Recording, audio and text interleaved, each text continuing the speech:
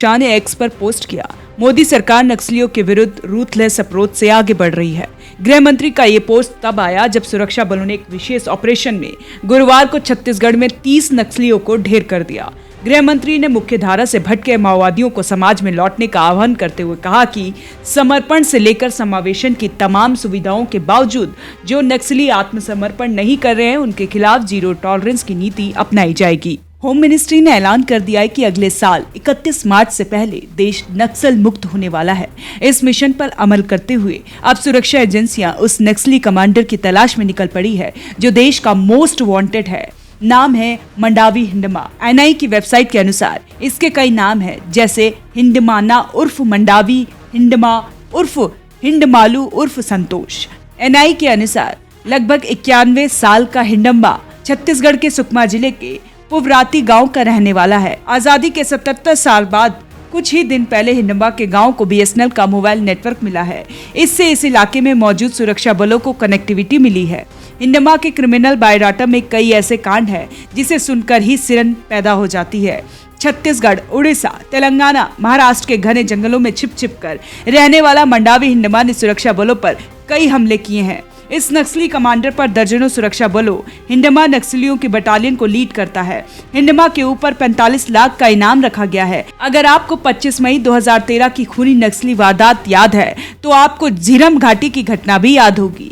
इस दिन बस्तर के झीरम घाटी नक्सलियों ने छत्तीसगढ़ कांग्रेस की टॉप लीडरशिप समेत 33 लोगों की हत्या कर दी थी। इस कांड में मंडावी हिंडमा का नाम प्रमुख रूप से आता है। छत्तीसगढ़ पुलिस समेत कई एजेंसियां इस मामले में हिंडमा की तलाश कर रही है।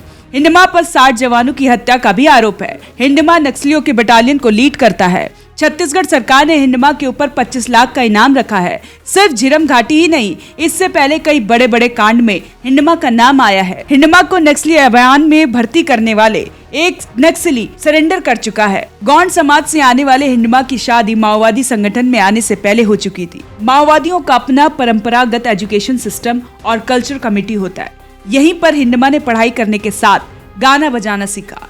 माओवादी कमांडरों ने इसे बरगलाया, उसका ब्रेन वॉश किया, सरकारी तंत्र के खिलाफ उसके मन में नफरत भरा। इस दौरान वह खूंखार होता चला गया। आपको बता दें, हिंडमा जितनी अच्छी तरह से घात लगाकर हमला करता था उतना ही अच्छा वह वाद्य यंत्रों को बजाने में भी था। ट्रेनिंग के बाद उसे पहली बार नक्सलियों के मांद गढ़चिरौली में भेजा गया। हिंडमा ने ही झीरम घाटी हमले की साजिश रची थी। हिंडमा की बटालियन दक्षिण बस्तर, बीजापुर, सुकमा और दंतेवाड़ा जिलों में काम करती है। ये इलाका कभी माओवादियों और सुरक्षा बलों के बीच संघर्ष का केंद्र रहा करता था। हालांकि अब हालात सुरक्षा बलों के पक्ष में आ गए हैं। छत्तीसगढ़ में जहां भी बड़ी वारदात हुई, इस माओवादी का नाम सामने आया। 2010 की ताड़ मेटला की घटना में 76 सीआरपीएफ जवान बलिदान हुए थे। सुरक्षा एजेंसी और रणनीतिकारों का मानना है कि नक्सल मूवमेंट के समूल विनाश के लिए हिंडमा का खात्मा जरूरी है। हिंडमा की तलाश के लिए 125 से ज्यादा गांवों की टेक्निकल मैपिंग की जा रही है। सिक्योरिटी फोर्स छत्तीसगढ़, उड़ीसा और आंध्र प्रदेश के बॉर्डर पर स्थित करीब 125 गांवों का थर्मल इमेजिंग करवा रही है।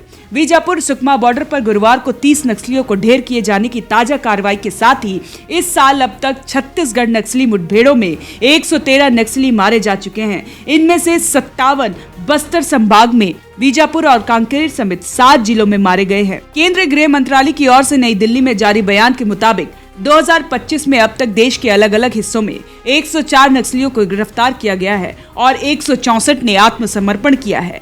2024 में 290 नक्सलियों को मार गिराया गया, 1090 को गिरफ्तार किया गया और 881 ने आत्मसमर्पण किया। अब तक कुल 15 शीर्ष नक्सली नेताओं को ढेर किया जा चुका है। केंद्र सरकार कह चुकी है कि अगले साल 31 मार्च तक देश को नक्सलवाद के दंश से मुक्त कर दिया जाएगा।